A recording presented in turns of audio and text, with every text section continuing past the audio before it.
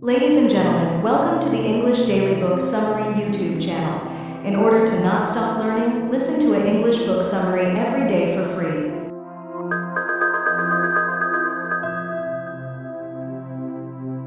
Matthew Pollard, The Introvert's Edge to Networking.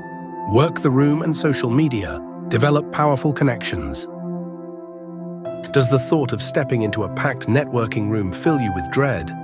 With its pressure to perform, to impress, to collect a mountain of business cards, and to appear genuinely engaged, even if you'd rather be anywhere but another expectation-laden ballroom?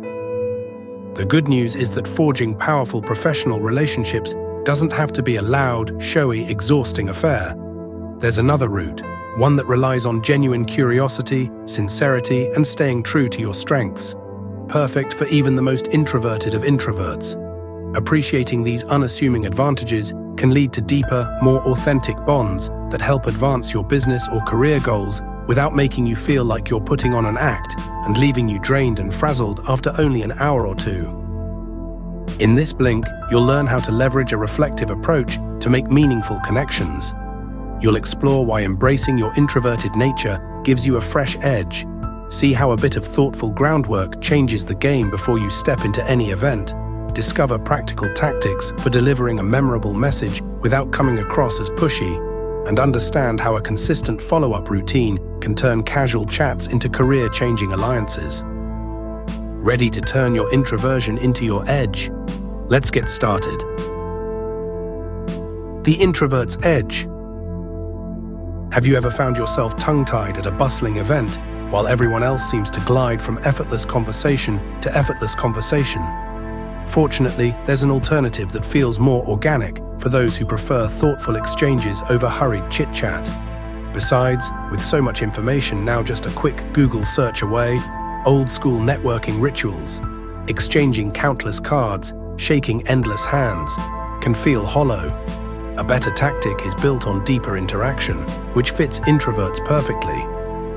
Those with more introspective personalities might think they're at a disadvantage in a room filled with high-energy talkers. Yet the truth is that introverts often excel at engaging others through genuine curiosity, active listening, and empathy. Instead of trying to mimic loud, extroverted techniques, embracing a more reflective style creates connections that resonate on a personal level. This is equally important whether you're pitching a new client, seeking an industry mentor, or hoping to land a position that aligns with your long-term goals. To visualize this strategic, introvert-friendly approach to networking, imagine a rocket preparing for liftoff. Every piece of your plan, how you greet people, how you frame your ideas, how you follow up, is like a component of the rocket ship's design. Your passion is the fuel that propels everything forward, generating excitement that draws others to your journey toward the stratosphere. Luckily, introspective personalities are often more in touch with their underlying motivations and intentions, making it easier to speak from the heart. But if pinpointing your purpose is still a work in progress, focus on two crucial questions. What would you like to change or improve in the world, and why does that stir you emotionally or intellectually? Instead of dreading the small talk, you can lean on your natural strengths to engage in conversations that go beyond surface-level banter. By tapping into your innate curiosity, truly hearing what others have to say, and connecting to your authentic sense of purpose, you stand out as someone whose products or services are worth remembering. That sense of real engagement and shared enthusiasm is what makes people eager to stay connected, building lasting business relationships that ultimately benefit everyone involved. Preparation. It's time to wave goodbye to the hamster wheel of small talk that eventually merges every face together in a kind of blur. Not only is that approach exhausting, it's impersonal and ineffective. Instead, understand that focusing on a specific, carefully chosen group of people who truly appreciate what you do, and who won't second-guess your fees, is where personal and professional value lies. By shifting your energy toward those who recognize your strengths and are eager to engage with you, you transform networking from a mass-market affair into a tailored strategy for tangible results. Naturally, this means finding out exactly who benefits the most from your expertise, whether you're running a business or exploring future job prospects. To do so, it helps to compile two categories of individuals you've already encountered in your career: those who pay well and without haggling, and those who rave about you every chance they get. Grab a notepad and jot down the names that come to mind for each group. Then look for patterns. Maybe they're clustered in a certain industry, share a particular set of challenges, or simply click with the way you see the world. Once you've allocated everyone on your two lists to a smaller subgroup, highlight the subgroups that are both high payers and true fans. This is your niche, and this niche of people who both value your work and can't stop talking about it indicates where your greatest opportunities lie. With your perfect audience in sight, you'll need to introduce yourself. Rather than using a bland job title or a detailed explanation that resembles a not-so-subtle sales pitch, craft a short, memorable phrase, a unified message, that arouses curiosity. Perhaps you're a personal trainer who specializes in helping clients when they've stalled out. Why not be the plateau conqueror? Or say you're an expert in lush indoor plants. You could introduce yourself as the nature whisperer. Think of your unified message like a teaser trailer for a full-length film. You want people to ask, "How do you do that?" or "Tell me more." Approaching your introduction this way allows you to share your story without feeling hokey or slimy. It's not about being unnecessarily cryptic, it's about making others want to learn more of their own accord. Creating your unified message can be surprisingly challenging. You may need to walk away and revisit your ideas multiple times. Perhaps inspiration will strike when you're in the shower or out walking the dog.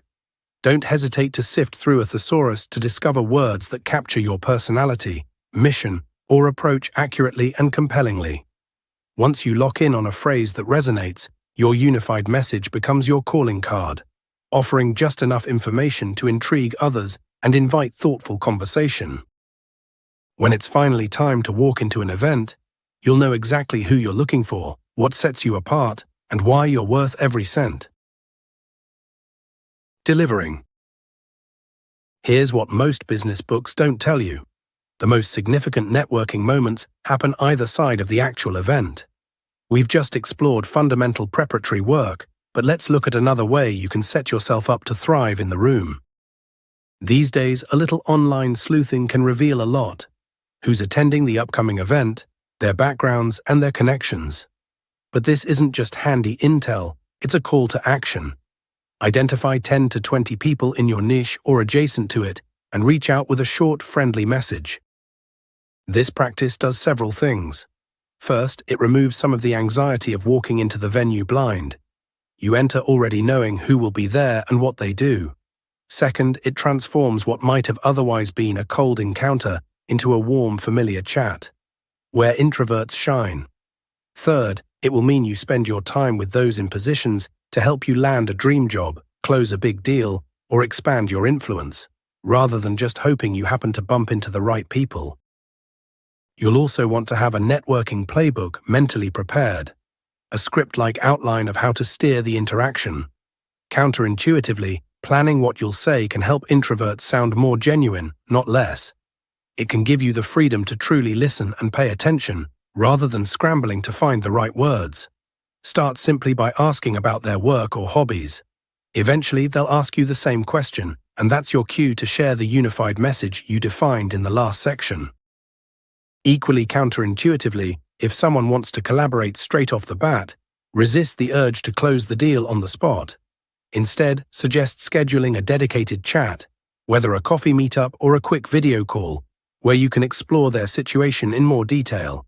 This not only makes you look more professional, but also keeps the conversation sales-free.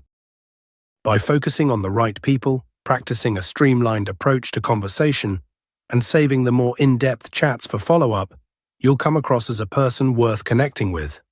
Over time, you'll master which questions to ask, how to reveal your expertise, and when to gently guide the discussion toward terrain where opportunities may lie. What feels a bit scripted at first will quickly become second nature, giving you the confidence to make meaningful relationships in any room. Following up.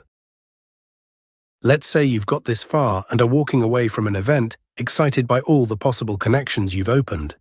Your mission now is to focus on following up, so these opportunities don't slip through your fingers. Even the most promising introductions mean very little if you don't take the time to cultivate them. Typically, you'll find that the people you meet in networking contexts fall into one of three camps: champions, momentum partners, and prospects. Champions are those who carry serious clout in their fields or have access to networks or platforms you'd never reach otherwise. Reaching out to champions post-event requires a personal touch, perhaps including a quick reference to something you both found fascinating or meaningful. Remember, these are busy and in-demand humans, so offer a few specific times to connect, but be prepared for a response that might take longer than usual. Momentum partners are people with whom you will mutually share introductions, resources, and leads, creating a supportive environment where everyone gains. In general, momentum partners tend to be more readily accessible, so if you promise to send someone their way, do it without delay, spacing out multiple introductions so each one feels distinct and worthwhile. As for prospects, be they clients or employers, they also require a friendly, reassuring follow-up message. Maybe you gently remind them how you can help solve a challenge they've mentioned, or provide a link to an article that speaks to their interests. Light, value-add reminders can keep you top of mind until they're ready to dive into a more substantial conversation. If you've scheduled a call or meeting, a quick note beforehand demonstrates your commitment and professionalism. Finally, don't underestimate what a well-curated online presence can add to these follow-up efforts. Even a simple website, a polished social media profile, or a comprehensive LinkedIn profile can reinforce your credibility. When someone you've just met can easily learn more about you at their leisure, it boosts your chances of turning that initial spark into a longer-term collaboration. Plus, you'll be more visible to potential champions and prospects outside your physical location who might be searching for someone with your skill set. The real power of networking lies beyond the event doors. Whether you're aiming for prestigious contacts, generous collaborators, or new business leads, a steady practice of personalized communication will help you stand out. That little bit of extra care can transform casual encounters into lasting professional alliances that bear fruit for years to come.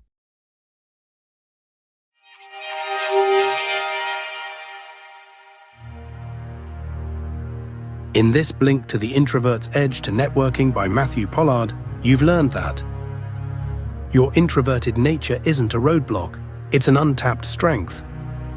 Many people feel pressured to adopt an extroverted persona in networking contexts, assuming their quieter side is a disadvantage. The reality is that introverts have a unique edge. Their empathy, active listening skills, and ability to nurture meaningful dialogue. By leaning into your genuine curiosity and care for others, combined with a bit of pre- and post-event effort, you can build the kind of trust that sticks well beyond a first meeting. There's no need to pretend you're someone else to make an impact. When you embrace your unique style and focus on authentic interactions, rather than shallow but showy exchanges, you'll create enduring relationships based on depth and respect. That quiet power can set you apart in a world flooded with noise, paving the way for brighter professional possibilities ahead. Okay, that's it for this Blink. We hope you enjoyed it. If you can, please take the time to leave us a rating. We always appreciate your feedback. See you in the next Blink.